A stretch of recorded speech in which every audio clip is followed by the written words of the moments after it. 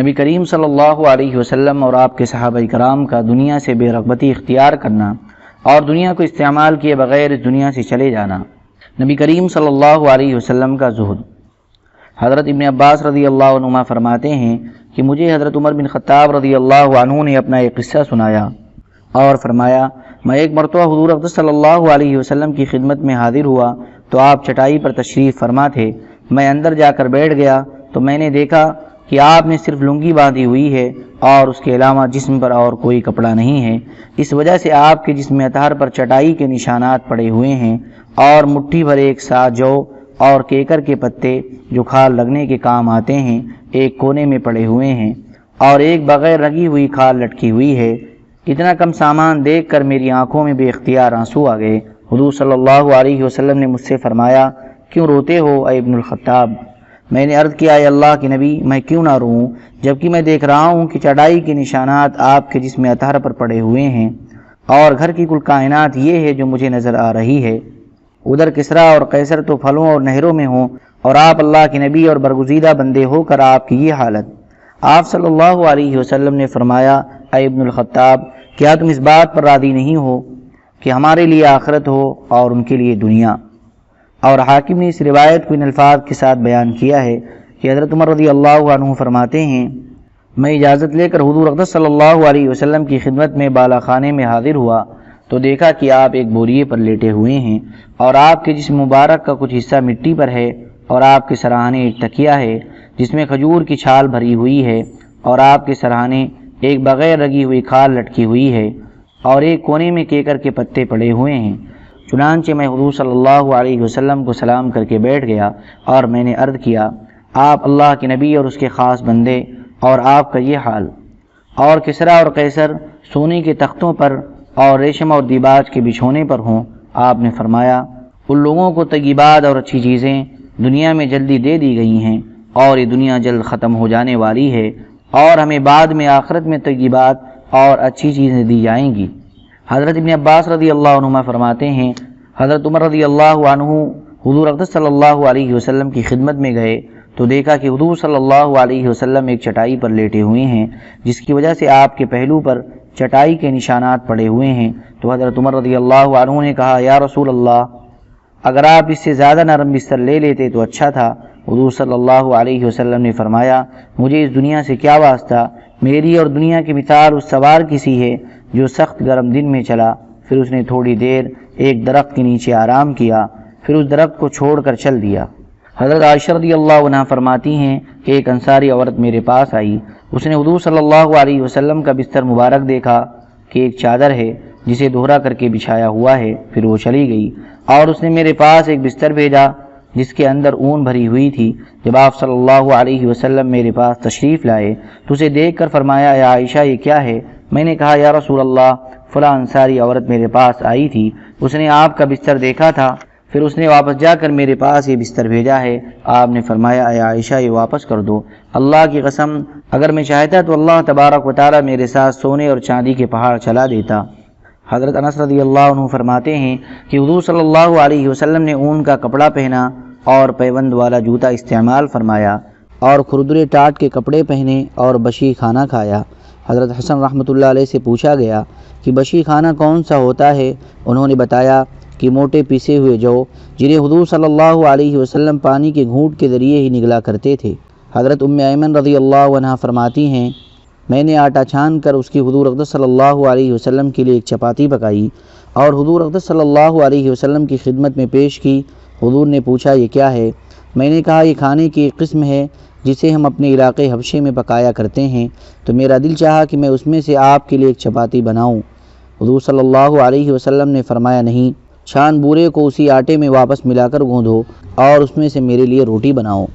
حضرت ابو رافع کی بیوی حضرت سلمہ رضی اللہ عنہا فرماتی ہیں، حضرت حسن بن علی، حضرت عبداللہ بن جعفر اور حضرت عبداللہ بن عباس رضی اللہ عنہم میرے پاس آئے اور کہنے لگے، آپ ہمارے لیے وہ کھانا تیار کریں جو حضور اقدس صلی اللہ علیہ وسلم کو پسند تھا۔ میں نے کہا، میرے بیٹو،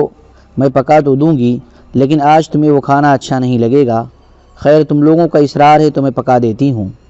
چنانچہ میں اٹھی اور جو لے کر انہیں پیسا اور پھونک پھونک کر موٹی موٹی بھوسی اڑا دی اور پھر اس کی ایک روٹی تیار کی اور پھر اس روٹی پر تیل لگایا اور اس پر کالی مرچ چھڑکی اور پھر اسے ان کے سامنے رکھا، اور میں نے کہا حضور صلی اللہ علیہ وسلم کو یہ کھانا پسند تھا۔ حضرت ابن عمر رضی اللہ عنہما فرماتے ہیں، ایک مرتبہ ہم لوگ حضور اقدس صلی اللہ علیہ وسلم کے ساتھ باہر نکلے، آپ انصار کے ایک باغ میں تشریف لے گئے اور زمین سے کھجوریں چن کر نوش فرمانے لگے، اور مجھ سے فرمایا، اے ابن عمر کیا ہوا تم نہیں کھاتے؟ میں نے کہا یا رسول اللہ ان کھجوروں کے کھانے کو میرا دل نہیں چاہ رہا ہے۔ حضور صلی اللہ علیہ وسلم نے فرمایا، لیکن میرا دل تو چاہ رہا ہے، اور یہ چوتھی صبح ہے جو میں نے کچھ نہیں کھایا ہے۔ اگر میں چاہتا تو میں اپنے رب سے دعا کرتا تو مجھے کسریٰ اور قیصر جیسا ملک دے دیتا۔ اے ابن عمر تمہارا اس وقت کیا حال ہوگا جب تم ایسے لوگوں میں رہ جاؤ گے جو ایک سال کی روزی ذخیرہ کر کے رکھیں گے اور یقین کمزور ہو جائے گا۔ حضرت ابن عمر رضی اللہ عنہ کہتے ہیں، اللہ کی قسم ہم ابھی وہاں ہی تھے کہ یہ آیت نازل ہوئی، وَكَأَيٍّ مِّن دَابَّةٍ لَّا تَحْمِلُ رِزْقَهَا اللَّهُ يَرْزُقُهَا وَإِيَّاكُمْ وَهُوَ السَّمِيعُ الْعَلِيمُ۔ ترجمہ، اور بہت سے جانور ایسے ہیں جو اپنی غذا اٹھا کر نہیں رکھتے، اللہ ہی ان کو مقدر کی روزی پہنچاتا ہے اور تم کو بھی، اور وہ سب کچھ سنتا ہے اور سب کچھ جانتا ہے۔ پھر آپ نے فرمایا، اللہ تعالیٰ نے مجھے نہ تو دنیا جمع کرنے کا اور نہ خواہشات کے پیچھے چلنے کا حکم دیا ہے، لہذا جو آدمی اس ارادے سے دنیا جمع کرتا ہے کہ بقیہ زندگی میں کام آئے گی تو اسے سمجھ لینا چاہیے کہ زندگی تو اللہ تعالیٰ کے ہاتھ میں ہے، نہ معلوم کتنے دن باقی ہیں۔ غور سے سنو، میں دینار و درہم بھی جمع نہیں کرتا اور نہ کل کے لیے کچھ چھپا کر رکھتا ہوں۔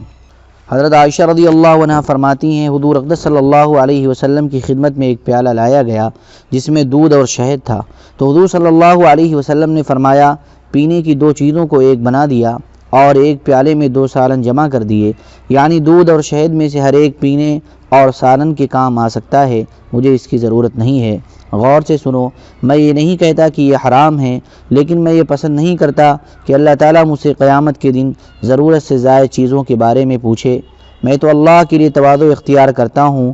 کیونکہ جو بھی اللہ کے لیے تواضع اختیار کرے گا اللہ تعالیٰ اسے بلند کریں گے، اور جو تکبر کرے گا اللہ اسے گرائیں گے، اور جو خرچ کرنے میں میانہ روی اختیار کرے گا اللہ اسے غنی کر دیں گے، اور جو موت کو کثرت سے یاد رکھے گا اللہ تعالیٰ اس سے محبت کریں گے۔ حضرت ابو بکر صدیق رضی اللہ عنہ کا زہد۔ حضرت زید بن ارقم رضی اللہ عنہ فرماتے ہیں، ہم لوگ حضرت ابو بکر رضی اللہ عنہ کے ساتھ تھے، آپ نے پینے کے لیے پانی مانگا تو آپ کی خدمت میں شہد ملا ہوا پانی پیش کیا گیا۔ جب آپ نے اسے ہاتھ میں لیا تو رونے لگے اور ہچکیاں مار مار کر رونا شروع کر دیا، جس سے ہم سمجھے کہ انہیں کچھ ہو گیا ہے، لیکن رعب کی وجہ سے ہم نے ان سے کچھ نہیں پوچھا۔ پھر جب آپ چپ ہو گئے تو ہم نے کہا، اے رسول اللہ کے خلیفہ آپ اتنا زیادہ کیوں روئے؟ انہوں نے فرمایا،